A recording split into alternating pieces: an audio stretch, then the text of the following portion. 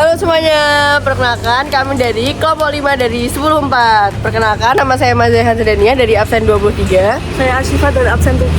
Saya Banyu Perwitasari dari absen 11. Saya Kaila Malika Azara nomor absen 20. Saya Melvin Kusuma Topta dari Surya Dharma. Saya Rizky Aribrata dari absen 14. Dan sekarang kita sudah berada di Masjid Al-Hikmah dan Gereja Jawa Jaya di Ningrat. Yeay!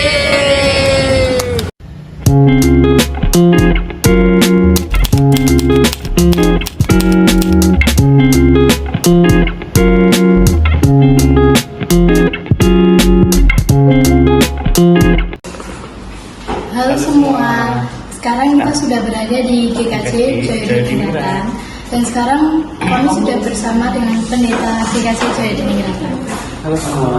Iya Pak, Iya. boleh tolong memperkenalkan nama dan usianya. Baik. Oke, selamat pagi, siang, sore, malam semua. Saya Pendeta Berita Tri Setionugroho. Usia saya 33 tahun. Kalau belum tahu, saya mau bertanya.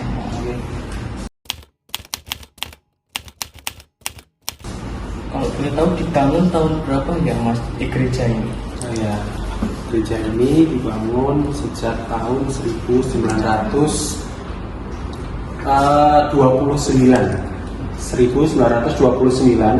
seperti itu, tetapi untuk proses pembangunannya memang butuh waktu yang cukup lama, selesai tahun 1939. Jadi kurun waktu kurang lebih 10 tahun selesai pembangunan. Kemudian lebih dahulu mana yang dibangun, gereja atau masjid? Soalnya kan ini masjid dan gerejanya bertepatan sampingan, berdampingan. Ya, berdasarkan sejarah yang saya tahu, lebih dulu bangunannya gereja. Karena memang tadi saya matur 1929 sampai 1939, kemudian adanya musola, pada saat itu masih musola, itu tahun 1937. 1947 seperti itu. Jadi memang ada jarak waktu seperti itu. Jadi sekali lagi gedung gereja dulu yang selesai. Gereja dulu. Lalu mengapa menyetujui untuk dibangun tempat ibadah di sebelahnya masjid ini? Oke, baik. Awalnya kami itu beribadah di daerah Danukusuman, beda kelurahan seperti itu. Tidak, karena waktu itu Zending itu adalah lembaga pekabaran Injil dari Belanda. Waktu itu kan masih kita dijajah Belanda ya. Kami ibadahnya di daerah Danukusuman. Sini kan daerah Jaya Diningratan. Di sana ada daerah Danukusuman. Kami pada saat itu ibadahnya masih di sekolah, lingkungan sekolah. Jemaahnya tambah besar, tambah banyak, kemudian kami butuh tanah, butuh tempat yang lebih besar. Dapatlah kami di daerah Jaya Diningratan ini. Ini tanah kami beli berdasarkan cerita dari seorang bapak haji, seperti itu. Seperti seorang haji, saya lupa namanya, maaf, tetapi memiliki persyaratan boleh dibangun gereja, tetapi ada sebidang tanah untuk dijadikan musola pada saat itu. Jadi kami sangat senang dan kami tidak keberatan, dan sampai sekarang akhirnya gereja dan masjid itu berdampingan.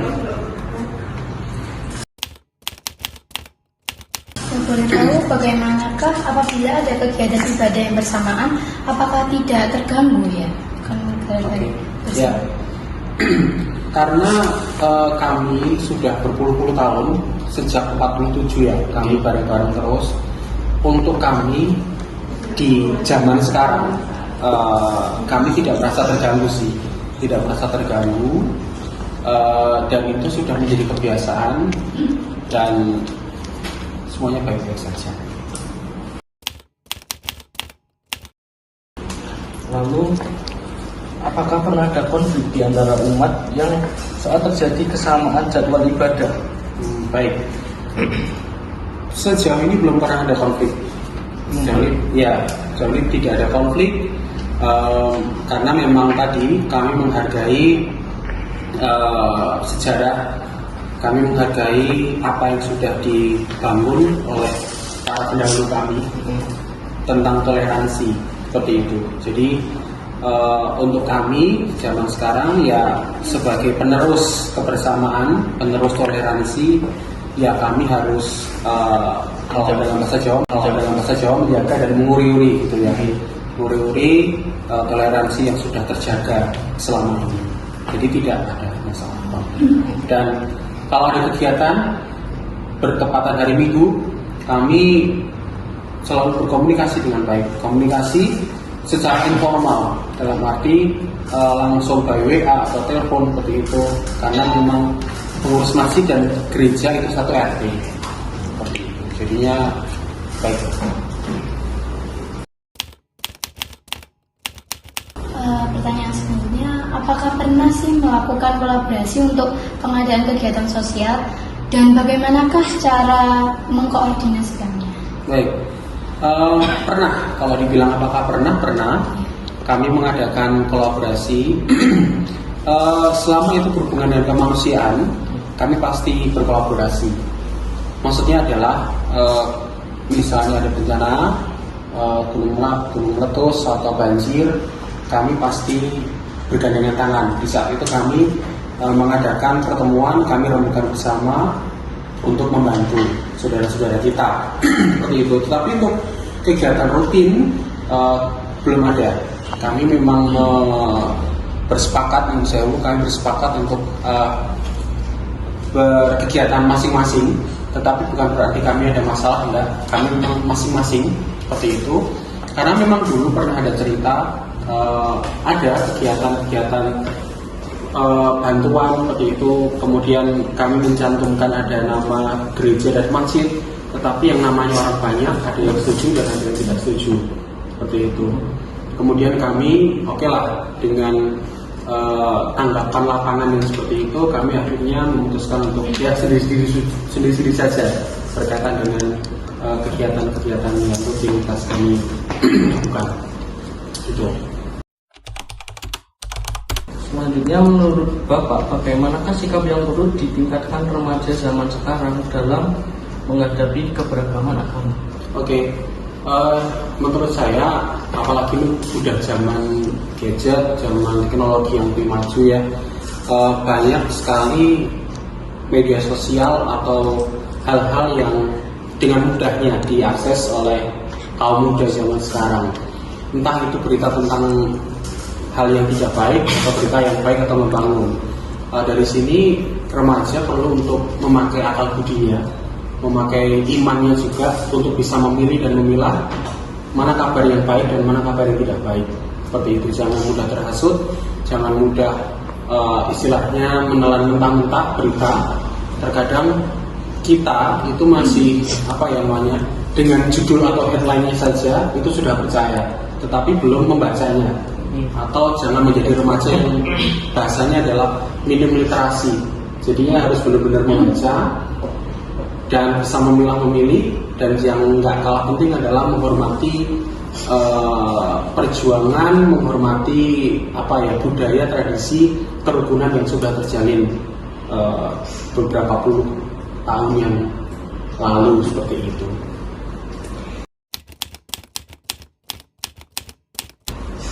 Apa tantangan terbesar saat Bapak berinteraksi dengan orang yang memiliki latar agama yang berbeda? Tantangan terbesar, saya pikir untuk saya pribadi belum menemui tantangan besar ya. Dalam arti ini, selama kita hormat, kita dalam bahasa Jawa ngajeni, kita tidak neko-neko, kita ada jalan yang benar, saya pikir masyarakat tidak peduli agama apapun itu akan respect kok. Masyarakat akan respect dengan orang yang respect juga. Jadi saling menghormati, saling menghargai satu dengan lain itu akan lebih menyenangkan. Terima kasih Bapak atas pendapatnya dan waktunya sudah menyempatkan waktunya. Ya. Terima kasih. Terima kasih. Dadah. Oke teman-teman, ini kita sudah bersama pengurus masjid dari Al-Hikmah. Ye. Ya. Mohon maaf ini dengan Bapak siapa? Saya Ketua Takmirnya Muhammad Nasir. Oh iya, Pak Najib. Ye. Jadi di kesempatan kali ini saya meminta waktunya Bapak untuk kita wawancara terkait Masjid Al-Hikmah. Baik. Ya. Ini saya mulai pertanyaannya ya Pak. Ye, monggo. Bapak, ini saya tanya. Tahun berapa ya Masjid Al-Hikmah ini dibangun? Ye, jadi Al-Hikmah ini dulunya namanya Langgar, yang mana diwakafkan oleh seseorang yang bernama Haji Zaini, yang rumahnya dari sebelah utara itu. Masjid sekitar tahun 1947. Dari Bapak Zaini kemudian dibentuklah sebuah kepanitiaan yang mana didirikan sebuah langgar Al-Hikmah. Awalnya begitu. Lambat laun semakin banyak jamaah, maka diperlebar lagi keperuntukannya ibadahnya hingga menjadi masjid yang untuk bisa Jumatan, untuk bisa mengadakan sholat Jumat. Itu awal dari berdirinya sebuah langgar atau yang sekarang dikenal dengan Masjid Al-Hikmah. Begitu. Untuk tahun dibangunnya? Yang pertama kali itu memang didirikan tahun 47. Berjalan waktu hingga 2005-2004 dibangun seperti ini sampai sekarang. Betul. Kalau maaf ya Pak, ini kalau lebih dahulu mana ya Pak? Dibangunnya gereja atau masjid? Nah, kalau penjenengan tanya tentang berdirinya masjid dan gereja, itu dahulu gereja. Gereja itu sekitar tahun 1937. 1937? Ya, betul. Jadi duluan gereja? Iya. Berarti kan masjidnya nggak lebih dulu ya Pak? Lebih duluan gereja ya Pak? Ya, otomatis kalau 1937, kalau kita baru berdiri 47 kan lebih awal daripada gereja. Kenapa kok Masjid Al-Hikmah itu mau dibangun di samping gereja Syahidin Rawan? Jadi pertanyaan bagus, bukannya dibangun, tetapi adanya tanah yang mau diwakafkan untuk di situ didirikan sebuah langgar sebagai ibadah umat Islam waktu itu. Maka oleh Haji Zaini sampaikan kepada orang-orang sekitar, termasuk bapak kami, yang bapak kami itu rumahnya dari sebelah gereja itu dulu. Ini masjid, ya, ini masjid, gereja, ini selatan. Jadi tahu persis sampai sekarang pun saya ada di sini, tidak pernah pindah dari kelurahan ini, kelurahan Katalan Jati ke Kampung Jatingkatan. Ya, di situ. Kemudian adalah rapat kecil. Kemudian kok bukan dibangun, didirikan tempat ibadah. Karena bangunannya memang biasa, sudah ada bangunan, maka di situ dijadikan tempat ibadah. Ya masih biasa dulu, masih biasa. Berjalannya waktu baru hingga seperti sekarang ini. Itu awal mulanya. Yeah. Kan kalau di masjid itu sholat 5 waktu kan diadain jamaah ya Pak. Itu kan mesti ada kegiatan yang bertabrakan sama misa atau sama kegiatan gereja lainnya, itu gimana ya Pak kira-kira? Apa jadi, mungkin masjid atau gerejanya nggak terganggu Bapak? Pertanyaan yang juga sama bagusnya, bahwa ketika mata masyarakat, baik di keluarga atau tingkat eksternal yang sangat luas nanti. Jangan sekarang ini kan keadaannya penjara tahu di HP yang begitu, maka tidak gunakan yang untuk kebaikan. Nah, kita dikasih sarana HP, gunakan untuk kebaikan. Belajar itu penting, ibadah juga penting. Tanpa penjara bisa ibadah dengan baik, tidak ada artinya.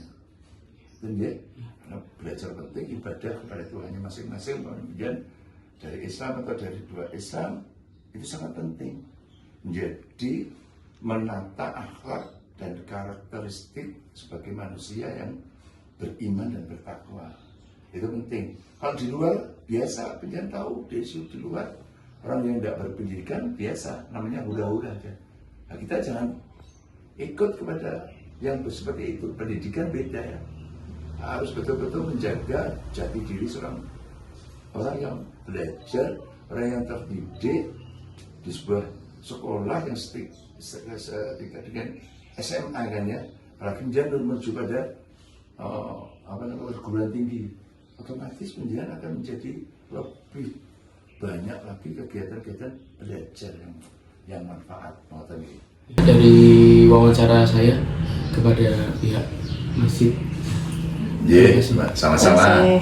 Semoga penjen juga bertambah wawasan, bertambah ilmunya, nantinya akan menjadi generasi penerus bangsa. Kata dia, ye.